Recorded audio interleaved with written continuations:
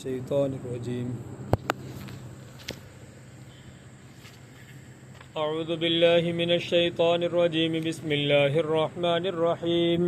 لإيلاف قريش إيلافهم رحلة الشتاء والصيف فليعبدوا رب هذا البيت الذي أطعمهم من جوع وآمنهم من خوف. صدق اللہ. یہ سورت کا نام سورہ قریش ہے اور یہ سورت مکی ہے. اس سورت کریمہ کے اندر 4 آیتیں ہیں. شروع اللہ کے نام سے جو بڑا مہربان نہایت رحم والا ہے. اس سورت کا نام قریش ہے. سب سے پہلی چیز قریش کا معنی کیا آتا ہے کہ قریش کو قریش کیوں کہا جاتا ہے. تو اس کے تعلق سے لکھا ہے قریش کہا جاتا ہے نضر بن کنانہ کی جو نسل ہے اس نسل کو قریش کہا جاتا ہے. اور یہ جو قریش جو قبیلہ تھا یا جو لوگ تھے نا جن کو کہا جاتا ہے یہ حرم سے باہر مختلف حصوں میں بٹے ہوئے تھے. جگہ جگہ تھوڑے ہاں قبائل کی صورت میں تھا. اچھا جی. پھر جب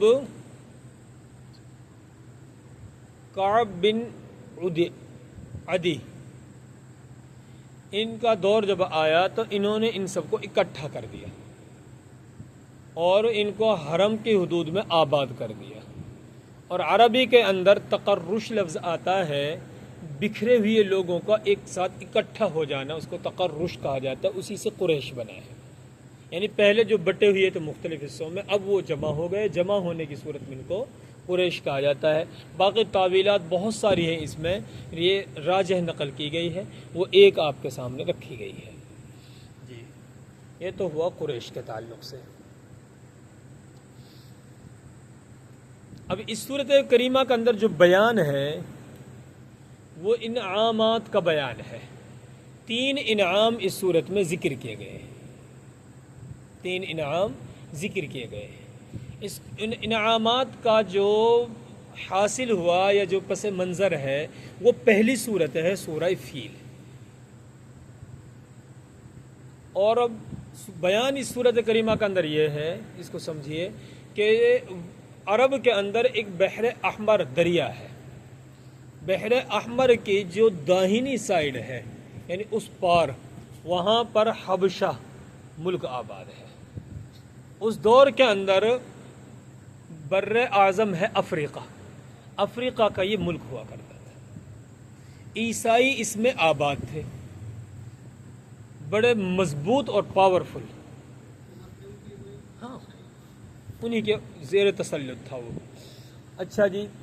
اور جو بحر احمر کی بائیں جانب اس سائڈ جو عرب میں یہاں جو آباد تھا وہ یمن. اور یمن عربوں کا تھا, گرچہ وہ مشرکین تھے لیکن وہ تھے عربی. جی ہوا معاملہ یہ کہ جو یہ حبشہ کا جو گورنر تھا اس حبشہ کے گورنر نے اس یمن پر جو ہے بمباری کی یا گولہ باری کی یا لڑائی کی, جنگ کی, جس کے نتیجے میں اس کو فتح کر لیا اور حاصل کر لیا. اور یہاں ابراہ نامی بادشاہ جو ہے ان کا گورنر طے کیا گیا.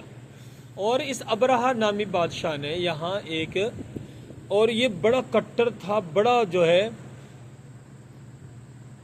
محنتی کہیے کہ لڑاکو تھا. ابراہ یمن پر, یمن عرب کا ہے, یمن جو ہے عربی ہے اور اس عرب کی سائیڈ میں ہے. اس پر اب حبشہ والوں نے اس پر قبضہ کر لیا.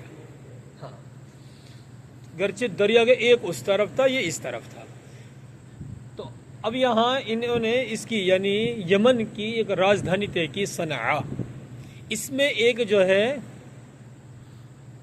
ایک جگہ ایک عمارت تعمیر کی جو بڑی عالی شان اور بڑی خوبصورت بنائی.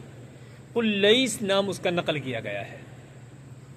اور اس بادشاہ کی جو خواہش تھی وہ یہ تھی کہ کوشش سے محنت سے لڑ کر جد و جہد کر کے یہاں مضبوطی کے ساتھ عیسائیت کا جھنڈا گاڑا جاوے اور یہاں ایک ایسی تعمیر کی جاوے کہ لوگ یہاں کھنچ کر آوے، عبادت گاہ یہ رہوے۔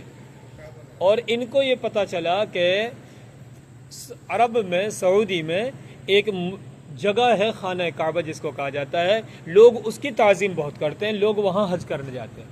انہوں نے چاہا کہ بجائے وہاں کے لوگ یہاں آئیں۔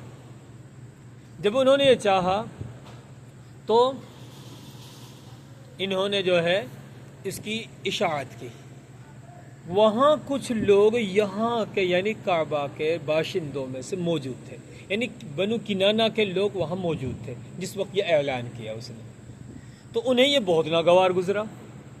ناگوار گزرنے کی صورت میں روایات مختلف ہے، کسی نے نقل کیا ہے کہ کسی قریشی نے وہاں پاخانہ کر دیا اس میں، جس کی وجہ سے ابرہہ کا غصہ بھڑک گیا۔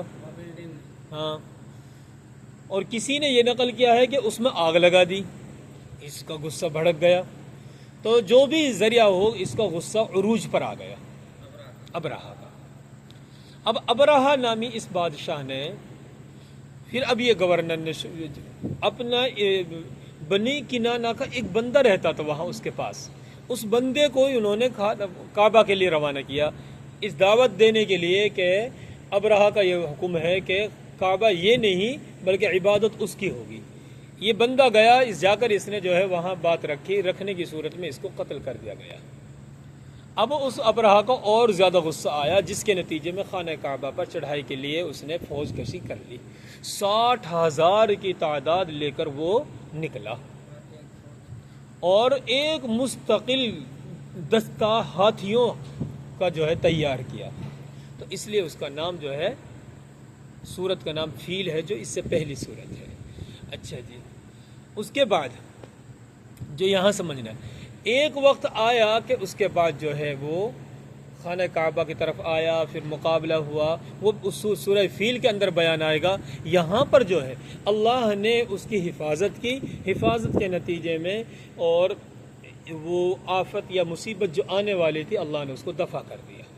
اب قریش مکہ کی عظمت اور زیادہ لوگوں کے دلوں میں بیٹھ گئی، اور یہ اس خانہ کعبہ کا متولی تھے جو مکہ والے تھے، یہ قریشی جو تھے۔ اب ان کے لیے جو انعامات کا تذکرہ ہے، وہ انعامات کا تذکرہ 3 انعاموں کا ہے۔ ایک انعام یہ کہ یہ گرمی اور سردی میں سفر کرتے ہیں، اور آپ یہ بھی ذہن میں رکھیں، یہ جو عرب کا جو ملک تھا یہ ریگستان تھا، ان کا کام تھا اونٹ چرانا، گھاس یا پیڑ پودے یہاں نہیں اگتے تھے، غلہ یہاں پیدا نہیں ہوتا، جب نہیں ہوتا تو ضروریات تو ہیں، جانوروں کو کھلائیں کیا، لہذا اونٹ یہ پالتے تھے، چونکہ اونٹ جو ہے خاردار یعنی کانٹے دار جو ہوتی ہیں ان کو بھی اونٹ کھا لیتا ہے، لہذا اونٹ ہی پالنا ان کا، اور وہی ان کی بہترین سواری تھی۔ اچھا جی، چونکہ جب اتنی اس قدر زندگی کے اسباب مفقود ہوں تو لوٹ مار عروج پر تھی، قافلوں کو لوٹنا، چوری ڈکیتی، سارے کے سارے عیوبات یہ سے داخل تھے، قافلوں کو لوٹ لیا کرتے تھے۔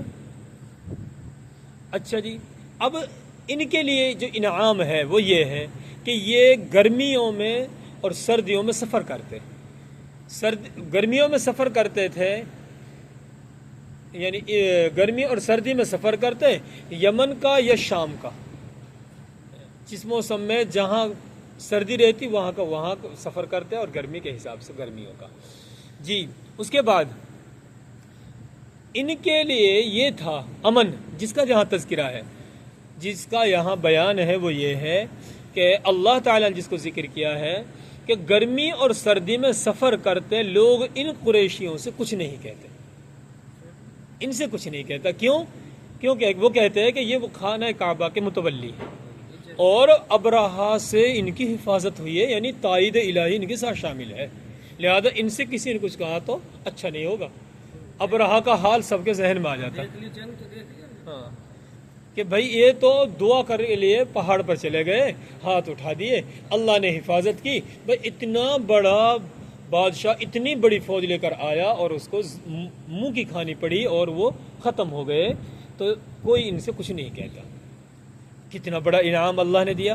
ایک تو تذکرہ اس کا ہے یہاں پر اس صورت میں.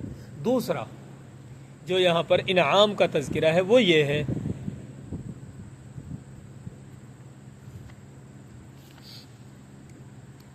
کہ اللہ تعالیٰ نے ایسا ملک ہونے کے باوجود کہ جہاں کچھ پیدا نہیں ہوتا وہاں ان کے لیے کھانے کا انتظام کر دیا.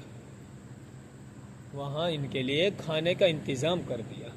یہ حضرت ابراہیم علیہ السلام کی دعا تھی اور وہ دعا کا الفاظ کچھ اس طرح سے ہیں رب اجعل ھذا بلدا آمنا، اے میرے رب اس شہر کو امن والا بنا دے.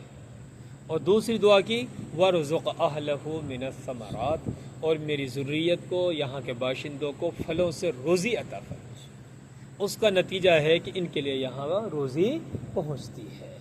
قافلے جاتے اور یہاں تجارت کرتے بیچتے اور ان کے لیے روزی کا انتظام ہو جاتا. اچھا تیسرا جو انعام ہے خود خانہ کعبہ میں رہنے کے باوجود یہ امن میں تھے، کوئی ان سے کچھ نہیں کہتا. یہ ہے وَآمَنَهُم مِّنْ خَوْفٍ، نڈر ہو کے زندگی گزارتے. جی یہ یہاں پر بیان ہے. اچھا یہ بیان ہوا مکمل، ترجمہ بھی اس کا ہم کریں گے. تو ان انعامات کے نتیجے میں اللہ تعالی جو ان سے مطالبہ کرتے ہیں وہ کرتے ہیں فَلْيَعْبُدُوا رَبَّ هَذَا الْبَيْتِ، اس گھر یعنی خانہ کعبہ کے رب کی عبادت کرو، یعنی ایک اللہ کی خالص عبادت کرو. اللہ یہ مطالبہ ان سے کرتے ہیں، یہ انعامات یاد دلا کر. جی دیکھیے ترجمہ. بسم اللہ الرحمن الرحیم. شروع اللہ کے نام سے جو بڑا مہربان نہایت رحم والا ہے. لإیلاف قریش، قریش کے لوگ عادی ہو چکے ہیں. چونکہ قریش کے لوگ عادی ہو گئے ایلافہم رحلۃ الشتاء والصیف، گرمی اور سردیوں میں سفر کرنے سے ان کو انس ہو گیا. یعنی گرمیوں میں بھی سفر کرتے اور سردیوں میں بھی سفر کرتے. میرے خیال سے ملک شام جو پڑتا ہے وہ گرم ملک پڑتا ہے، یمن جو ہے سرد ملک پڑتا ہے. جب یہاں گرمی ہوتی تو یہ یمن کا سفر کر لیتے، جب یہاں گرمی ہوتی تو یہ شام کا سفر کرتے. فَلْيَعْبُدُوا رَبَّ هَذَا الْبَيْتِ، سو چاہیے کہ وہ اس گھر کے رب کی عبادت کریں. انہیں اس گھر کے رب کی عبادت کرنی چاہیے، یعنی خانہ کعبہ کے رب اللہ کی عبادت انہیں کرنی چاہیے.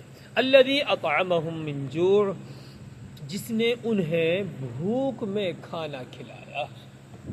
جس اللہ نے انہیں بھوک میں کھانا کھلایا، یعنی بھوک اور قحط سالی کچھ نہیں ہوتا وہاں پر، پھر ان کو کھانا کھلایا. وَآمَنَهُم مِّن خَوْفٍ، اور ان کو خوف سے امن عطا کیا. یعنی ہر طرح کے خوف سے یہ نڈر ہو کر چین اور سکون اور اطمینان کی زندگی بسر کرتے. یہ تین انعامات کا یہاں تذکرہ ہے. تین انعامات کا بیان کر کے اللہ تعالیٰ ان سے جو مطالبہ کرتے ہیں وہ اپنی عبادت کا مطالبہ کرتے ہیں. اللہ عمل کی توفیق عطا فرمائے. اللہ تعالیٰ دین کی سمجھ نصیب فرمائے. اللہ تعالیٰ آخرت کی فکر